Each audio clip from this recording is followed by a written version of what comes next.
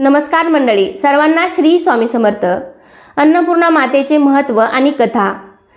एके दिवशी भगवान शंकर आणि माता पार्वतीमध्ये भौतिक जगाबद्दल वाद झाला. भगवान शंकर म्हणाले की प्रत्येक भौतिक गोष्ट म्हणजे एक आभास आहे, अगदी मानव खातात ते अन्न सुद्धा. त्यामुळे पार्वती मातेला खूप राग आला, कारण ती भौतिक घटकांवर नियंत्रण ठेवणारी देवी होती. भगवान शंकरांना आणि संपूर्ण जगाला आपले महत्त्व दाखवण्यासाठी माता पार्वती गुप्त झाली आणि म्हणाली की माझ्याशिवाय जग कसे टिकाव धरते तेच मला पाहायचे आहे. माता पार्वती गुप्त झाल्यामुळे जग अन्नापासून वंचित झाले आणि दुष्काळ पडला. भगवान शंकराच्या भक्तांनी त्यांच्याकडे अन्नासाठी याचना करण्यास सुरुवात केली. देवांवर सुद्धा अन्नासाठी याचना करण्याची वेळ आली होती.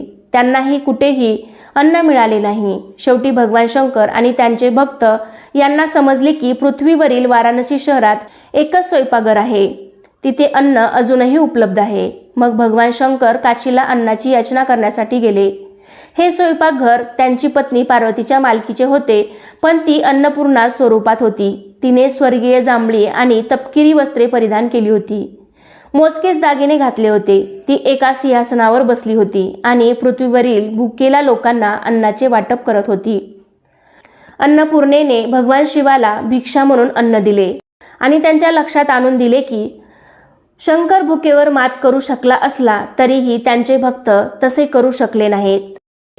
कहाणी अन्नपूर्णा मातेची.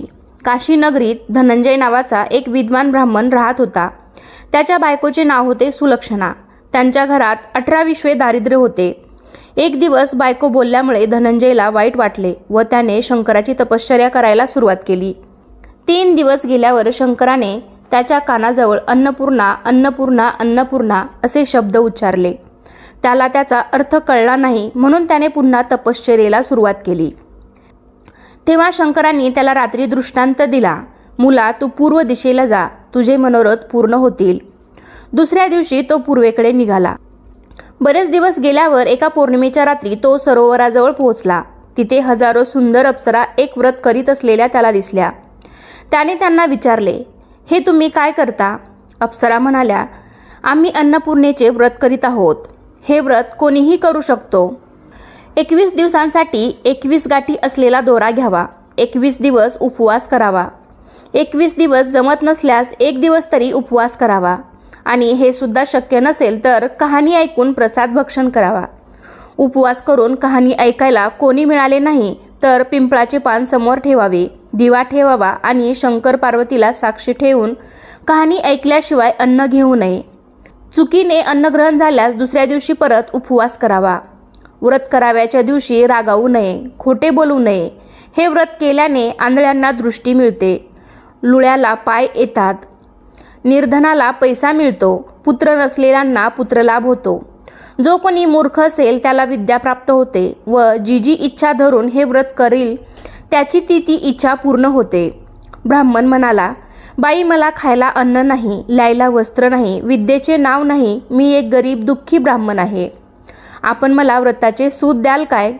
अप्सरा म्हणाल्या, देऊ, पण तू त्याचा अपमान करता कामा नये, त्याची हेळसांड करता कामा नये. हे घे ते पवित्र सूत. धनंजयाने मग ते व्रत केले. व्रत पुरे झाल्यावर सरोवरातून 21 पायऱ्या असलेली सोन्याची शिडी वर आली. धनंजय शिडीवरून खाली उतरू लागला. शिडीवरून खाली उतरल्यावर त्याला अन्नपूर्णेचे मंदिर दिसले. सोन्याच्या सिंहासनावर अन्नपूर्णा बसली होती आणि शंकर दोन्ही हात जोडून याचकाप्रमाणे तिच्या समोर उभे होते. किन्नरी देवीवर छत्र चामरे ढाळीत होत्या. यक्ष स्त्रिया सशस्त्र पहारा करीत होत्या. ते पाहून आश्चर्यचकित झालेला धनंजय पुढे गेला आणि त्याने माता अन्नपूर्णेचे पाय धरले. देवी हसून म्हणाली, वस्ता धनंजया, तू माझे व्रत केले आहेस, मी तुझ्यावर प्रसन्न झाले आहे. तू सुखी होशील, सारे जग तुझी वाहवा करील, तुला काही कमी पडणार नाही. देवीने आपला वरदहस्त धनंजयच्या डोक्यावर ठेवला. त्याबरोबरच विद्यादेवी त्याच्या जिवेवर नाचू लागली. त्याला अत्यानंद झाला. त्यानेच त्याला मूर्छा आली. शुद्धीवर येऊन पाहतो तो आपण काशी विश्वेश्वराच्या मंदिरात आहोत असे त्याला आढळून आले. तो घरी गेला. सर्व हकीकत बायकोला सांगितली. मातेच्या आशीर्वादाने त्याच्या घरी भरभरून संपत्ती येऊ लागली. त्याचे दुःख दारिद्र्य दूर झाले. त्याचा मान सन्मान वाढला. त्याचे नातेवाईक त्याला मान देऊ लागले. पुढे बायकोला मूल होत नाही म्हणून त्याने दुसरे लग्न केले आणि तो निराळे घर बांधून राहू लागला. एके दिवशी सुलक्षणा आपल्या नवऱ्याला म्हणाली, महाराज, आपल्याशी माझे एकच मागणी आहे. आपणाला हे वैभव आणि सुख मिळाले आहे ते अन्नपूर्णेच्या प्रसादाने मिळाले आहे. तरी आपण तिचे व्रत मोडू नये. तिचे बोलणे ऐकून तो तिच्याबरोबर व्रत करण्यास बसला. दुसरीला त्यातले काहीच माहिती नव्हते. ती आपल्या नवऱ्याची वाट पाहत बसली. 1 दिवस झाला, 2 दिवस झाले, असे 18 दिवस झाले तरी धनंजय परतला नाही. शेवटी तिला समजले की आपला नवरा आपल्या सवतीकडे गेला आहे. तो तिच्याकडे 18 दिवस राहिला आहे. तिच्या अंगाचा तिळपापड झाला. ती रागाने लाल होऊन तिथे गेली आणि तिने धनंजयची बकोटी धरून त्याला घरी आणले. व्रताचे अजून 3 दिवस शिल्लक होते. घरी आल्यावर धनंजय रात्री झोपी गेला. बायकोला त्याच्या हातात असलेला दोरा दिसला. तिने तो तोडला आणि चुलीत जाळून टाकला. अन्नपूर्णा कोपली. त्यामुळे धनंजयाचे घर सामानासुमानासकट जळून भस्म झाले. सुलक्षणा समजली की हा देवीचा कोप आहे. तिने धनंजयाला आपल्या घरी बोलावले. सवत मात्र आपल्या माहेरी निघून गेली. सुलक्षणेच्या सांगण्यावरून धनंजय परत सरोवराकाठी गेला. त्याने पुन्हा व्रत केले. पहिल्याप्रमाणे शिडीवर आली. तो देवीच्या मंदिरात गेला. तो परत आलेला पाहून देवीचे नोकर त्याला मारावयास धावले. त्यावर देवी म्हणाली, थांबा, त्याला मारू नका. तो ब्राह्मण आहे, तो अवैध आहे, त्याने माझे व्रत केले आहे. नंतर देवी त्याच्याकडे पाहत म्हणाली, मला सर्व काही समजले आहे. जा, ही माझी सोन्याची मूर्ती घे. हिची दररोज पूजा कर. तू फिरून सुखी होशील. माझा तुला आशीर्वाद आहे. तुझी प्रथम पत्नी सुलक्षणा हिने माझी मनोभावे सेवा केली आहे, व्रत केले आहे. तिला सर्वगुण संपन्न असा मुलगा होईल. प्रसन्न अंतकरणाने धनंजय घरी परतला. तो दररोज भक्तिभावाने अन्नपूर्णेचा पूजापाठ करू लागला. पुढे काही दिवसांनी सुलक्षणेला मुलगा झाला. सारे गावकरी चकित झाले. धनंजय त्यांना म्हणाला, बाबांनो, मी माता अन्नपूर्णेचे व्रत केले. देवी प्रसन्न झाली आणि तिच्या आशीर्वादाने आजचे वैभव, मानसन्मान आणि पुत्रलाभ मला झाला. ते ऐकून त्या गावातील श्रीमंत शेठजीने देवीचे व्रत केले. त्यालाही मुलगा झाला. त्याने अन्नपूर्णेचे मंदिर बांधले. मोठ्या समारंभाने त्याने मंदिरात देवीची स्थापना केली.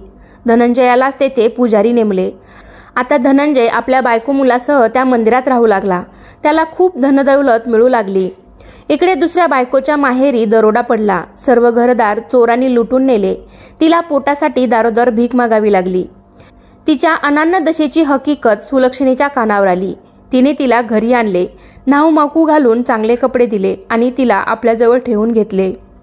मातेच्या कृपाप्रसादाने धनंजय, सुलक्षणा आणि त्यांचा मुलगा यांना सुख आणि मानमान्यता मिळाली. ती सर्व सुखी झाली.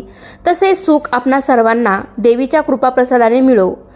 तात्पर्य हेच की आपण जशी करणी करतो तसेच फळ आपल्याला मिळते. आपण चांगले कर्म केले तर चांगले फळ मिळते आणि वाईट कर्म केले तर त्याचे फळ दुःख, दारिद्र्य, नाना तऱ्हेच्या व्याधी उपाधींनी भोगावे लागते. धन्यवाद. श्री स्वामी समर्थ. ओम श्री अन्नपूर्णा देवे नमः.